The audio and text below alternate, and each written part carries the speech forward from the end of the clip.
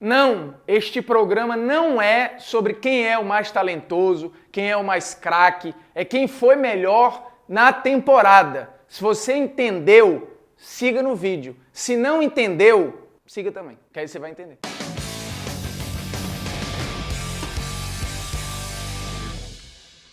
Fala moçada, beleza? Polêmicas vazias na área, rápido, ágil e serelepe. E o Neymar entre os melhores do mundo, hein? O FIFA The Best. É justo ou não é justo? Eu confesso que eu me surpreendi. Sim, o Neymar entre os 3 candidatos a melhor do mundo da FIFA me parece um erro.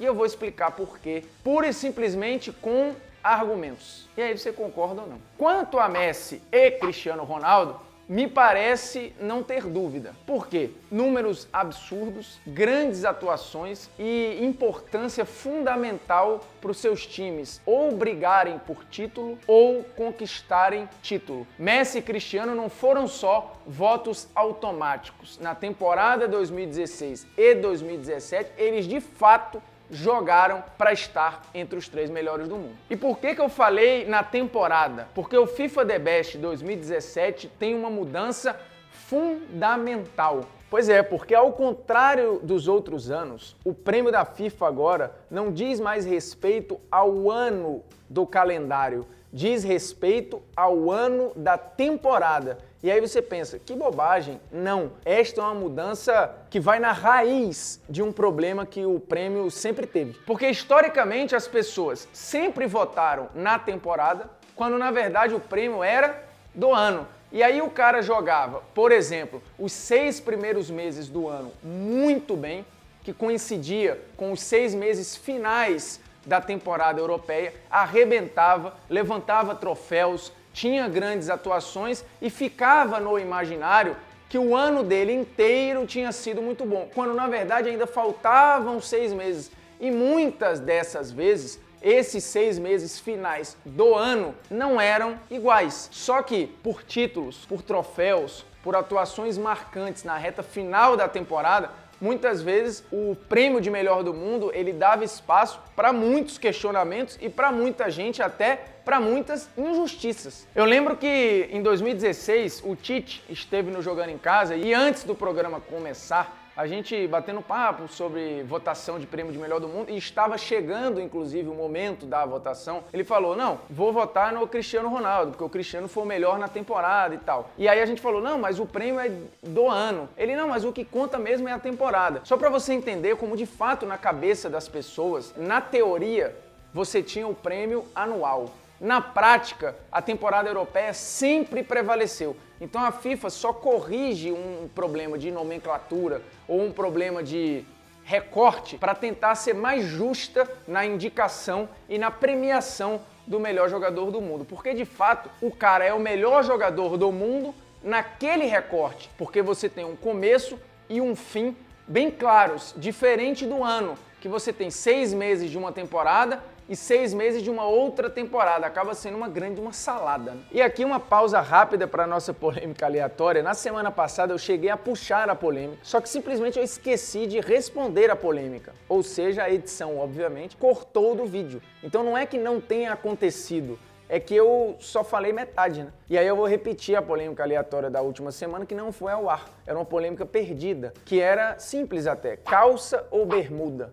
O que é melhor? Mas falemos então de Neymar. 20 gols na temporada, 21 assistências, o que por sinal o fez ser o jogador com mais passes para gol na temporada passada entre as 5 principais ligas europeias. Além disso, grandes atuações pela seleção brasileira, o que para muita gente até justifica a nomeação do Neymar. Porque tem os que falam, poxa, mas o Neymar foi fundamental nesta mudança radical promovida pelo Tite. O Neymar sempre foi o protagonista da seleção. O Tite potencializou ainda mais o Neymar, mas também potencializou outros nomes. A seleção tem em 2017 um peso menor, porque não tivemos nenhuma competição muito relevante de seleções. A gente teve no corte para essa premiação a Copa das Confederações, por exemplo, mas quem ganhou foi uma Alemanha com um time alternativo, então você não teve ali nenhum grande destaque que interferisse na análise dos melhores do mundo. Então a gente precisaria ir para as eliminatórias, mas o recorte das eliminatórias você tem de fato uma evolução do Brasil, uma melhora muito grande do Brasil, mas aí, como fala Leonardo Baran, o Brasil só voltou a ganhar de equipes que ele historicamente sempre ganhou. É verdade que com um desempenho superior, mas em vários jogos que o Neymar foi destaque, o Felipe Coutinho também foi, como por exemplo na vitória diante da Argentina no Mineirão. Então não é que o Neymar tenha deitado em todos os jogos da seleção. O coletivo da seleção foi muito forte em praticamente todos os jogos. Então acho que seleção, neste caso, não é tão relevante para uma indicação desse tamanho. É melhor que a gente fique no corte do cenário no futebol europeu. E aí você vai ver que teve gente fazendo mais e melhor que Neymar Júnior. Porque vamos lá, o Neymar, e eu já falei isso num vídeo, quando ele ficou de fora da premiação dos melhores da UEFA, e sim, naquele vídeo eu falava, não é um absurdo o Neymar fora dos melhores da Europa na última temporada. E aí o curioso, né? Ele fica de fora entre os melhores da UEFA e acaba entrando entre os 3 melhores da FIFA. Me parece um pouco de maluquice, mas repetindo alguns daqueles argumentos, o Neymar, por exemplo, só fez 3 winning goals na temporada passada. O que isso quer dizer? 3 gols que decretaram vitória para o Barcelona. O Neymar foi muito menos decisivo do que vários outros jogadores que a gente vai citar aqui. E aí quem está em casa pensa logo, poxa, mas e o jogo contra o PSG? Sim, o jogo contra o PSG foi talvez a grande memória da temporada passada. E sim, teve o Neymar como protagonista, mas eu acho que por um jogo é suficiente o Neymar entrar nessa disputa? Acho eu que não. Porque o Neymar, de fato, naquele jogo, colocou a partida no bolso e foi o protagonista e foi o cara que fez o Barcelona se levantar e conseguir os 6-1 que culminaram na classificação para as quartas de final. Aquele foi o grande jogo e aquele foi o grande mês do Neymar na temporada, que era o mês de março. Também gravamos um Polêmicas Vazias sobre isso, falando se o Neymar repetisse aquele mês de março mais vezes, ele teria totais chances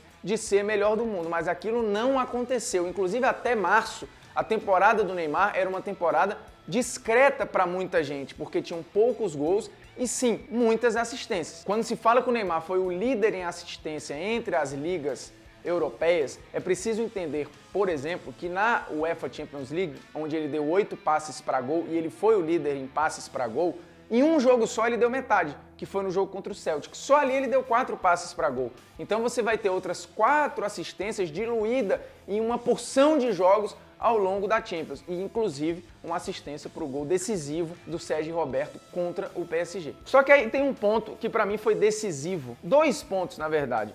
Você não teve nenhum terceiro nome que tenha sido uma unanimidade, um cara que todo mundo bate o olho e fala, esse aí foi o terceiro homem a concorrer com Messi e Cristiano, como em 2015 aconteceu com o próprio Neymar. Como em 2016 aconteceu com o Antoine Griezmann. Ali pareciam nomes meio que barbadas. Um ou outro questionamento, mas no mais não tinha tanta injustiça. Agora, com o Neymar, ele parece preencher uma lacuna ou parece preencher um vazio de um nome que não convenceu a maioria. E aí ficou naquele limbo e muita gente foi no nome de mais grife. E aí entra o segundo ponto. A votação fechou no momento em que o Neymar era o protagonista do futebol mundial. Porque no momento da votação, o mundo só falava da transferência do Neymar para o Paris Saint-Germain, a transferência mais cara da história do futebol e que também coincidiu com a pré-temporada desta atual temporada em que o Neymar destruiu jogando a Champions Cup com atuações impressionantes, uma atrás da outra, e ele parecia não sentir, toda a pressão de uma transferência bilionária. É claro que isso, na hora do voto, trouxe o nome do Neymar como o nome mais fresco na memória de quem ia votar. E aí ele entrou como esse terceiro nome. Porque como performance, o Neymar, não foi o terceiro melhor jogador do mundo na temporada passada. Porque entre os indicados, nós ficamos com esses 3. Mas a FIFA tinha divulgado uma pré-lista antes disso, com nomes como Dybala, Hazard, Marcelo. Só esses 3 que eu citei, que estão na lista dos 24, jogaram mais do que o Neymar na temporada passada. O Dybala, com números mais expressivos no total, principal jogador não artilheiro de um time que foi campeão italiano, campeão da Copa da Itália e vice-campeão da Liga dos Campeões, e um Dybala extremamente regular ao longo da temporada. O Hazard com 17 gols e 7 assistências e campeão da Premier League no time que talvez mais tenha impactado taticamente o mundo na temporada passada, que foi o Chelsea do Antonio Conte. O Marcelo nem se fala, né? Uma temporada técnica beirando quase a perfeição e o equilíbrio ofensivo e defensivo e sendo pelo lado do campo, junto com o Cristiano, uma força importantíssima para um Real que ganhou praticamente tudo. Fora as grandes atuações pela seleção. Se você defende que o argumento da seleção conta, o Marcelo foi muito bem com a seleção brasileira e, para mim, jogou mais que o Neymar na temporada passada. E aqui, repito, não se trata de quem é mais talentoso, quem é mais habilidoso, quem é mais genial. Isso nós sabemos que é o Neymar. Se a discussão for quem é o terceiro melhor jogador do mundo na atualidade, independente de temporada, é o Neymar,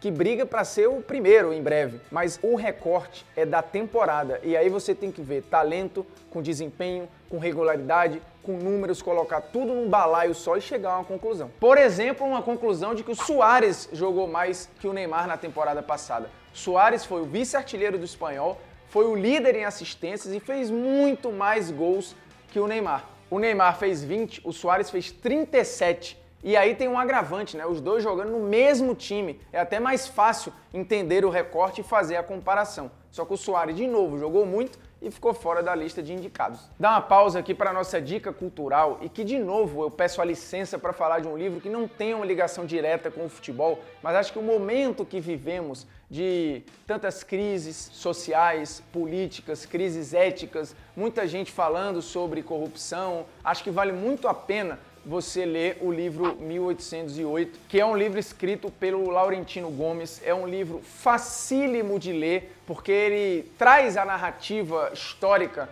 quase como uma narrativa jornalística. E do que fala o livro? Fala do desembarque da corte portuguesa no Brasil. E aí você entende muito a nossa formação enquanto sociedade. A raiz do que hoje é o Brasil, ela foi formada de uma maneira totalmente equivocada. E aí você entende muito daquele Rio de Janeiro, você entende muito daquele Brasil que estava se formando, do jeitinho das pequenas, grandes corrupções, da relação com escravidão, da relação dos abismos sociais que ali eram plantados e que hoje continuam sendo cultivados. Então acho que vale muito a pena a gente parar um pouquinho só de falar de futebol e ler o 1808, que inclusive é uma série com outros livros, mas esse é o primeiro e talvez mais importante livro de toda a série. Por isso fica a dica, por gentileza, leiam. E agora há pouco eu falei dos indicados naquela lista prévia que jogaram mais que o Neymar, mas teve gente que ficou fora da lista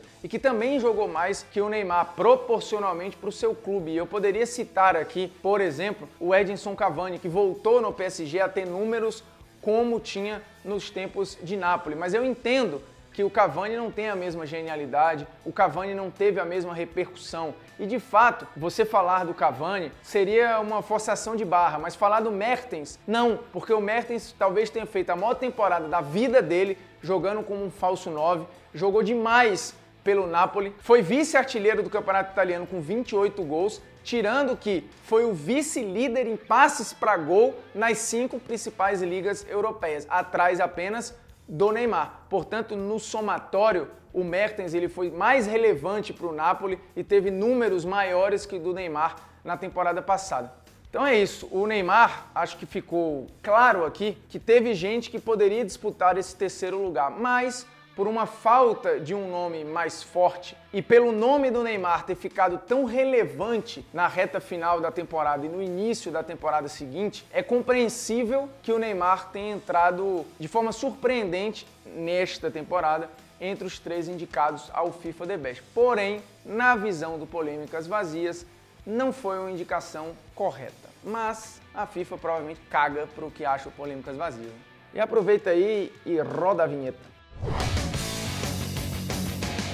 Mas já que eu falei que a FIFA caga para a opinião do Polêmicas Vazias, nós também fazemos o mesmo para algumas opiniões da nossa gloriosa. Como, por exemplo, a colocar o Iniesta entre os 24 pré-indicados. O que diabos fez Andrés Iniesta para estar entre a pré-lista de melhores do mundo na temporada 2016-2017? E olha que quem fala é um fã do Iniesta. O Iniesta, em 37 jogos na temporada passada, ele fez 1 gol.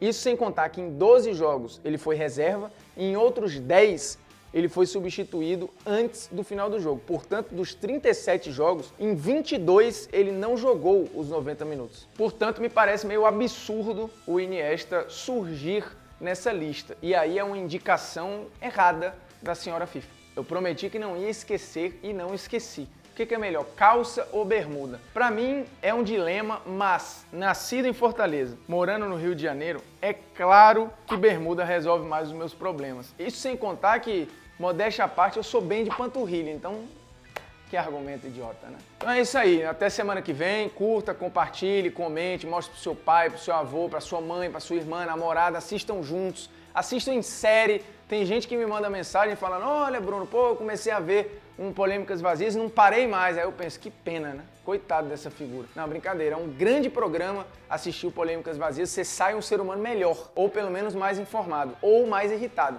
ou mais qualquer porra aí. Então valeu.